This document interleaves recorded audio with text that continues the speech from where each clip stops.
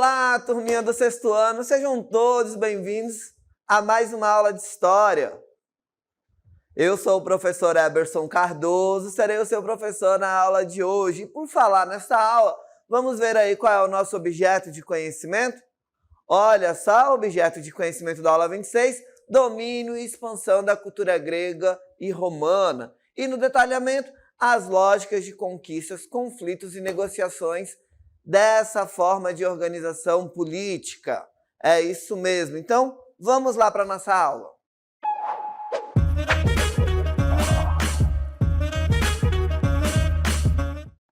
É isso aí, turminha. Então, hoje nós vamos falar sobre Roma. Vamos falar sobre Roma no período do Império Romano, tá? Especificamente ali no período conhecido como Império Romano. E para começar a falar de Roma durante este período, a gente tem que falar do primeiro imperador que Roma teve, né? Então vamos dar uma olhadinha aí na nossa cartela. Olha só, o primeiro imperador seria aí Otávio Augusto, tá? Otávio Augusto seria aí originalmente conhecido como Otaviano, tornaria-se o primeiro imperador de Roma após derrotar os seus rivais, incluindo aí Marco Antônio e Cleópatra, tá? Ele recebeu o título de Augusto do Senado Romano, marcando o início do Império Romano, tá? Então a gente vai ter aqui, ó, Otávio Augusto e os seus soldados vencendo as forças de Marco Antônio e também de Cleópatra, tá? Pondo fim à República, ao período da República Romana, em 27 a.C., e estabelecendo um novo regime político que seria aí conhecido como o Império, tá? O período do Império. Durante a sua liderança, por ser uma liderança estável, acabou trazendo para dentro do Império Romano prosperidade, tá? E estabelecendo como primeiro imperador, inauguraria aí a dinastia imperial. Então a gente vai ter o imperador Otávio Augusto sendo aí o primeiro dos demais imperadores que vão surgir ao longo da história de Roma durante o período aí do Império Romano. Continuando, olha só, na condição de imperador, Otávio Augusto podia agora propor e rejeitar leis, convocar o Senado e as assembleias e intervir militarmente em Roma, na Itália e em todas as províncias romanas. Sabe por quê, galerinha? Porque Roma já era muito grande, já tinha se expandido para vários lugares do mundo e tinha várias províncias em várias regiões do mundo. Então, o imperador agora poderia intervir militarmente em Roma, na região da Itália e também em todas as províncias romanas espalhadas pelo mundo, tá? Olha só, aproveitando-se disso, ele iria promover uma série de reformas importantes, tá? Vamos dar uma olhada aqui nessas reformas que ele iria promover dentro do Império Romano. Ele iria definir os limites do Império Romano e enviaria tropa para proteger as suas fronteiras. Então a gente vai ver ele aí definindo os limites do Império Romano, a extensão do Império Romano, e iria colocar tropas agora nesses limites para proteger as suas fronteiras. Nós vamos ver também ele distribuindo terras aos seus soldados e trigo à plebe. Isso era na ideia de aumentar cada vez mais o seu prestígio. Como assim, professor?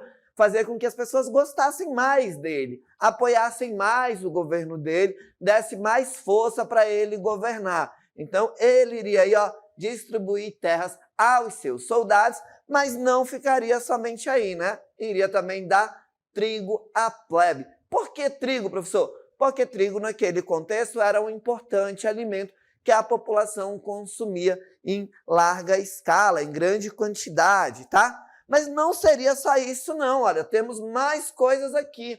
Ele acabaria confiando a administração de algumas províncias aos senadores, enquanto manteve outras, como o Egito, sob sua responsabilidade. Por quê o Egito, turminha? Porque o Egito era um importante fornecedor de trigo a Roma, um importante fornecedor de trigo a Roma. Por isso, ele iria manter aí o Egito sobre sua responsabilidade e algumas outras províncias aos senadores. Isso também na ideia de continuar tendo apoio desses senadores que iriam continuar sustentando ali o seu poder. Então veja que ele iria se articular ali, se movimentar para conseguir se manter e aumentar cada vez mais o seu respeito, a sua confiança das pessoas para que pudessem continuar apoiando aí o seu governo, tá? A gente vai ver também que ele iria modernizar a cidade de Roma,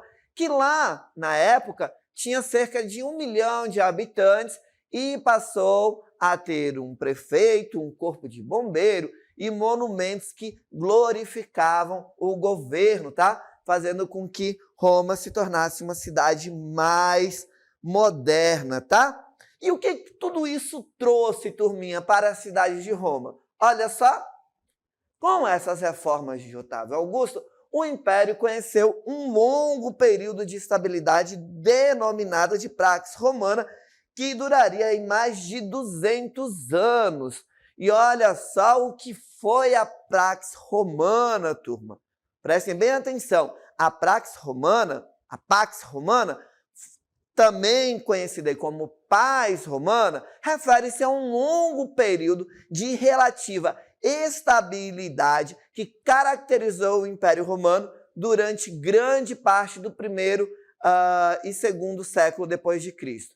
Este período de tranquilidade relativa acabou permitindo um florescimento cultural, econômico e social em muitas regiões dominadas pelo Império Romano. Afinal de contas, o Império estava ali, em plena expansão e vai aumentar cada vez mais, tá? A gente vai ver essa expansão aumentando, a gente vê o tamanho do Império aumentando cada vez mais durante esses períodos aí, principalmente do período da Pax Romana, tá? Esse período aí da chamada Paz Romana. Olha só, durante este período, as cidades do Império ganharam estradas, teatros, arqueduto, termas, fontes, e as fronteiras foram cada vez mais fortificadas. E sobre o governo do imperador Trajano, ali por volta de 117 d.C., o Império adquiriu aí a sua máxima extensão. Olha só aqui, turminha, o tamanho que o Império Romano conseguiu alcançar. Olha só, o Império Romano, em seu apogeu, englobava as terras de 3 continentes. Olha só, a gente tem aqui continente asiático na Ásia, a gente tem aqui em cima parte da Europa e ali ao sul a gente tem parte do continente africano. Só para a gente ter uma ideia do tamanho que esse império conseguiu chegar, onde eles se expandiram, tá? A gente vai ver que o Império Romano, nesse período, chegava a abrigar uma população de 60 milhões de habitantes. Isso era um número muito expressivo para aquele momento da história, tá? E dentro deste vasto império havia uma diversidade étnica, religiosa e social que marcava a vida cotidiana, com italianos, estrangeiros, livres, escravos e libertos coexistindo dentro de todo este império. Você imagina a mistura que não era pessoas com cultura da Ásia, pessoas com cultura da África, pessoas com cultura da Europa, era todo mundo junto e misturado dentro do Império Romano, tá? Mas para manter isso funcionando, tinha que ter algumas coisas que sustentasse este império, que mantesse aí o poder na mão do imperador. Isso era o que nós vamos chamar de as bases do império, que acabava sustentando ali o império durante esse período. Olha só, o Império Romano resultou não apenas da expansão territorial, mas também da aliança estratégica entre o imperador e as elites das cidades imperiais. Essa colaboração foi essencial para a estabilidade política e a gestão eficaz do império, tá bom, galerinha? O que isso quer dizer, professor? O Império Romano, ele se tornou grande, vai ter esse período de paz, não só por causa da figura do imperador, mas também por causa das alianças estratégicas que eram firmadas entre o imperador e as elites, né? O imperador conseguia convencer ali as cidades, formava uma aliança, eles combinavam que um iria dar o que o outro queria se ajudasse, e isso acabava apoiando cada vez mais o imperador. O imperador conseguia cada vez mais apoio para se manter no poder. Isso foi o que promoveu aí essa estabilidade política e a eficaz gestão do império, tá? Olha só, nas cidades do império, o poder romano exercia autoridade sobre decisões cruciais, como paz, guerra e cobranças de imposto. Contudo, o império não se limitava a um sistema político, era também uma identidade romana que todos os seus habitantes podiam assumir, certo? Continuando, uma característica peculiar do Império Romano era a transformação de muitos imperadores mortos em divindades, frequentemente com autorização do Senado. Como assim, professor? Isso mesmo, eles pegavam o imperador quando ele morria e transformavam ele num deus. Ele era considerado ali como se fosse um deus. E por que faziam isso, professor? Porque isso, galerinha, contribuía, olha só, para a construção de mitos e símbolos que legitimavam aquele antigo imperador, agora é um deus.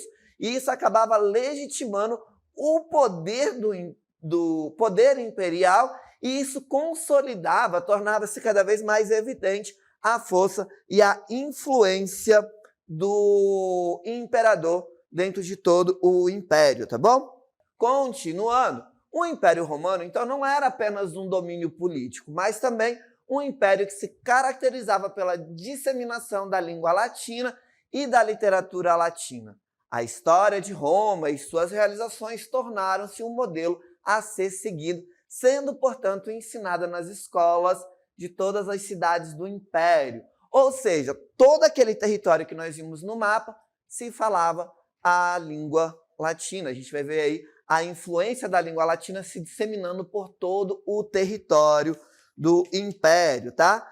Nós vamos ver ainda o seguinte, olha só, que as principais bases que sustentavam o Império Romano eram alianças estabelecidas com as elites das províncias e o poder de um exército organizado e profissional, tá?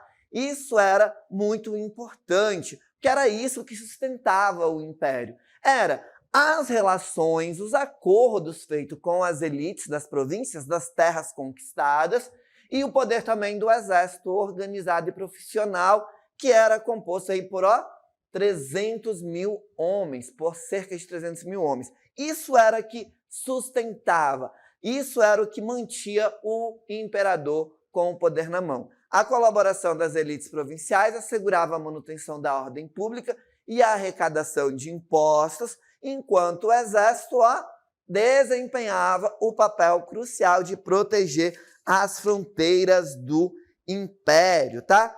Isso, então, galerinha, essas bases era o que iria trazer aí essa sustentabilidade, essa sustentação da figura do imperador e do Império Romano naquele período, tá?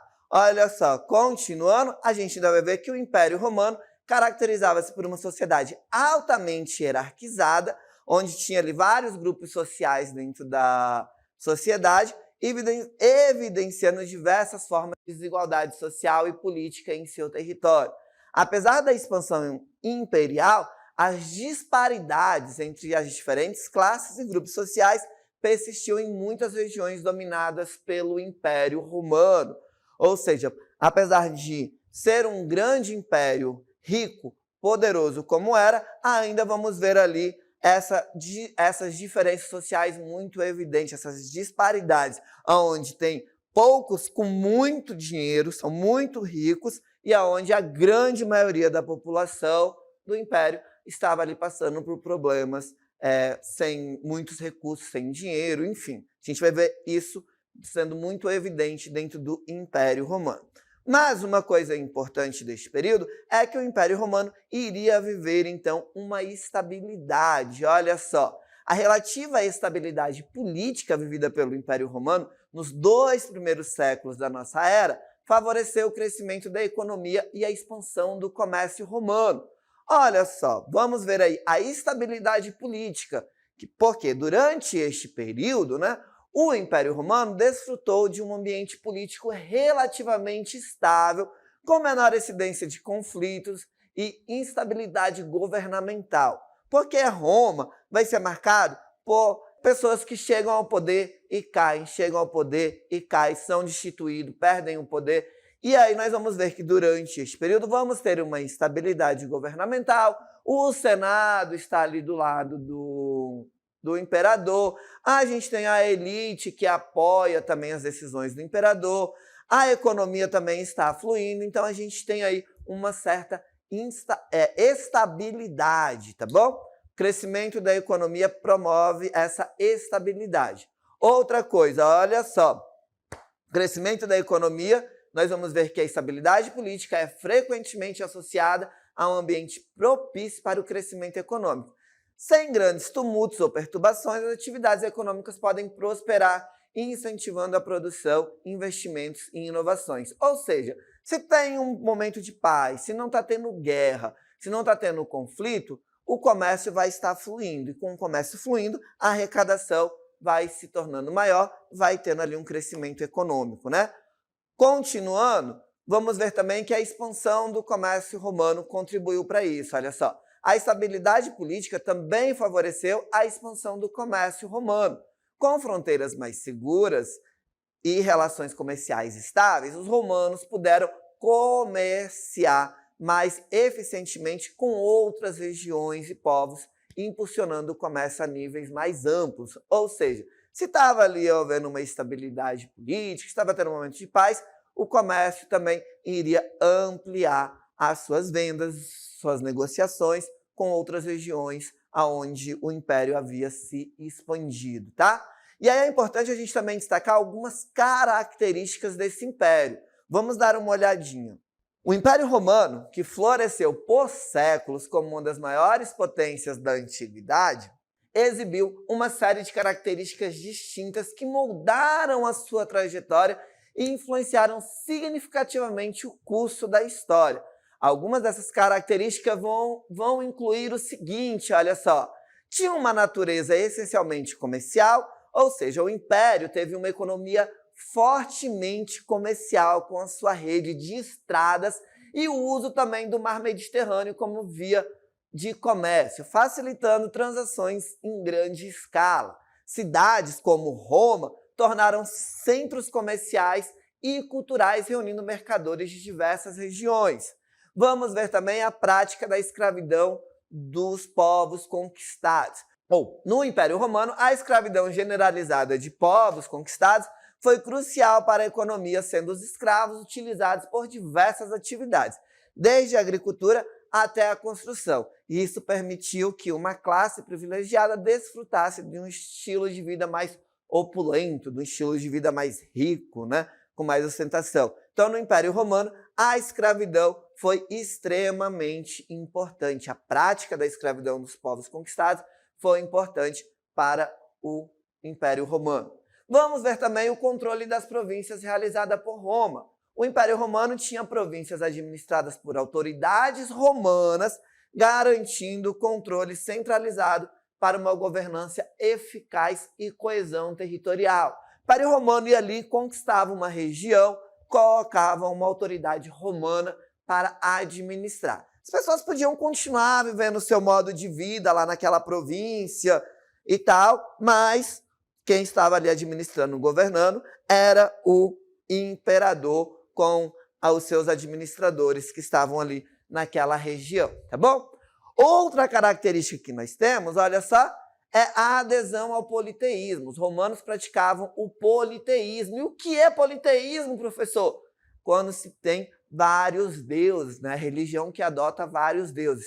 Os romanos, por um momento, vão praticar o politeísmo, adotando divindades de várias culturas e associando-os aos seus próprios deuses. O culto aos deuses era essencial, refletido em templos imponentes e práticas religiosas regulares. O que eles faziam para manter ali a paz, o acordo entre as pessoas?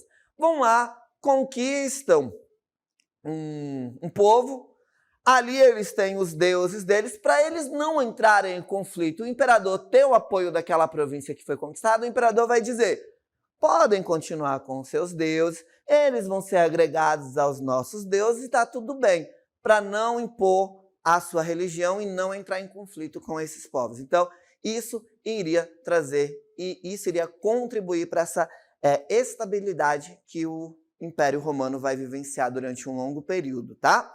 Vamos ver também que os governantes detinham cargos vitalícios, ou seja, no Império Romano, os imperadores tinham poder vitalício, iam continuar com poder para sempre até a sua morte nas mãos, tá? E isso acabava proporcionando estabilidade política, mas apresentando desafios como a sucessão e os riscos de governantes autoritários. Afinal de contas, o governante não perdia o poder.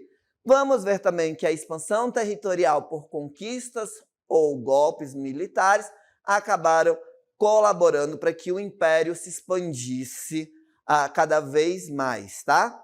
E isso acabaria consolidando sua influência sobre uma vasta região, desde as campanhas de Júlio César até as conquistas territoriais distantes, como lá na região da Britânia, tá? Que estava bem longe ali da cidade de Roma, mas chegaram a expandir o império até aquela região.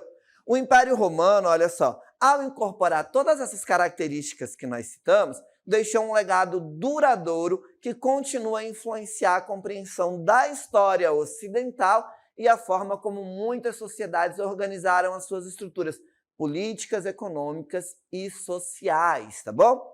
Outra característica desse período é a política do pão e circo. Olha só, a política do pão e circo vai surgir no período de transição entre república e o início do governo imperial, tendo seu auge no Alto Império Romano, que consistia em promover grandes banquetes, festas, eventos esportivos e artísticos, assim como distribuir pão e trigo. Por isso que é chamado de política do pão e circo, né? Esses eventos tinham, olha só, a função de entreter a plebe, despolitizando a mesma e evitando reivindicações ou levantes populares. Também tinham a função de aumentar a popularidade dos líderes romanos. Então, os imperadores ali promoviam festas, promoviam festivais, promoviam jogos para entreter a população, para que a população não se preocupasse com os problemas reais que eles estavam vivendo, tá? Vocês vão ver que é algo bem parecido que a gente ainda vê hoje em dia, até hoje em dia sendo praticado. A gente tem dessa influência do Império Romano, da influência aí dos romanos, que algumas coisas vão continuar sendo influenciadas até os dias atuais. Vamos ver também, olha só, que no Império Romano a relação com o cristianismo iria passar por um momento de transição.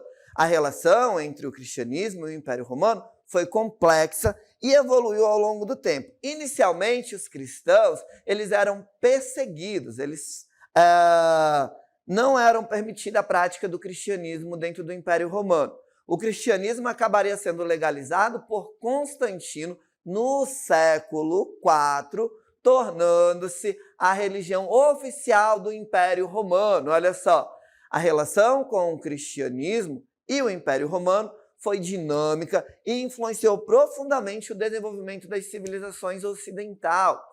A transição de uma religião perseguida para a religião oficial do Império marcou uma mudança significativa na história religiosa e cultural, tá bom? Só para a gente entender essas relações. E aí nós tivemos vários imperadores ao longo da história do Império Romano. Aí o professor vai destacar alguns aí que tiveram algumas contribuições mais significativas.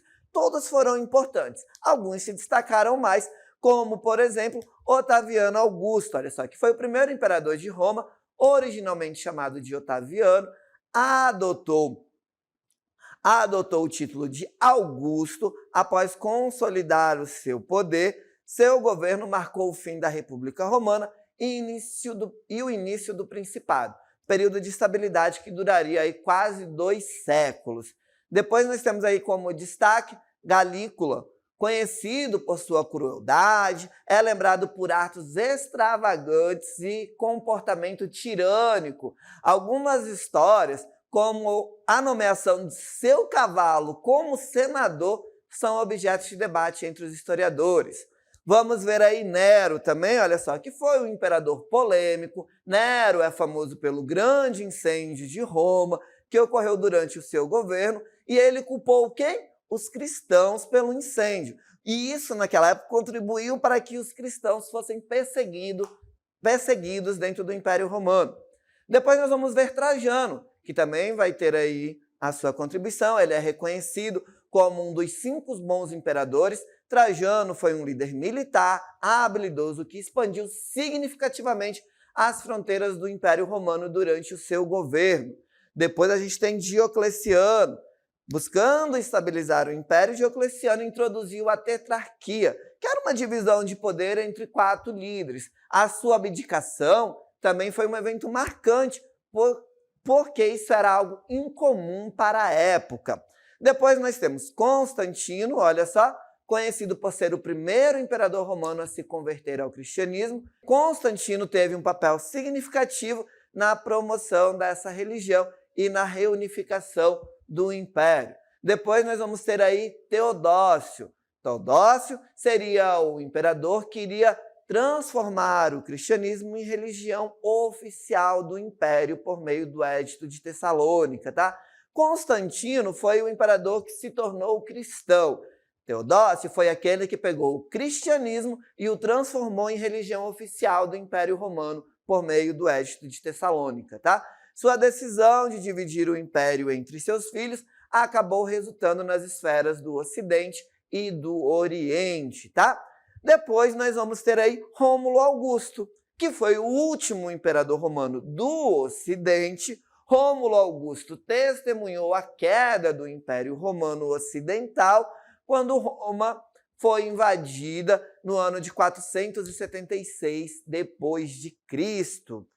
Certo? Tivemos outros imperadores, cada um trouxe a sua contribuição para a história do Império Romano. Esses que o professor traz na nossa aula são os que tiveram aí uma certa relevância para a história do Império Romano, tá? Império Romano que continuou e continua contribuindo de alguma forma com as sociedades nessa época contemporânea que nós vivemos. Olha só. O Império Romano, embora tenha desaparecido, deixou contribuições significativas que moldaram o mundo contemporâneo. Algumas dessas criações têm impacto crucial em nossa compreensão atual, como a língua, a engenharia e o direito. Vamos lá ver cada um deles, olha só. A língua, o latim originado no Lácio, região de Roma, é essencial para entender as línguas modernas. Com a expansão militar romana, o latim vulgar misturou-se à língua dos povos conquistados, originando línguas neolatinas, como português, espanhol, italiano, francês e romeno. Então, essas línguas elas têm como base o latim que deu suporte para que essas línguas fossem se desenvolvendo ao longo do tempo. Vamos ver também na engenharia, que na engenharia romana, os romanos desenvolveram a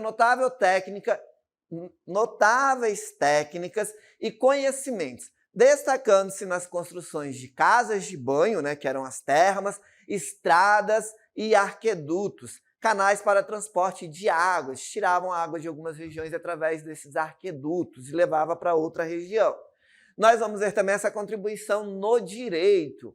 Os romanos também foram pioneiros na área do direito, originando a palavra justiça a partir do termo latino jus, direito, Inicialmente, guiavam-se por leis orais fundamentadas em costumes e, durante a República, os plebeus, insatisfeitos com as leis dos patrícios, exigiram um código escrito. Em resposta, surgiram as leis das 12 tábuas. Na metade do século V a.C., tornaram-se a base do direito romano. Para a gente entender essa influência do Império Romano, tá? O professor Aberson vai ficando por aqui. A gente se encontra aí numa próxima aula para continuar a nossa viagem na história. Até a próxima!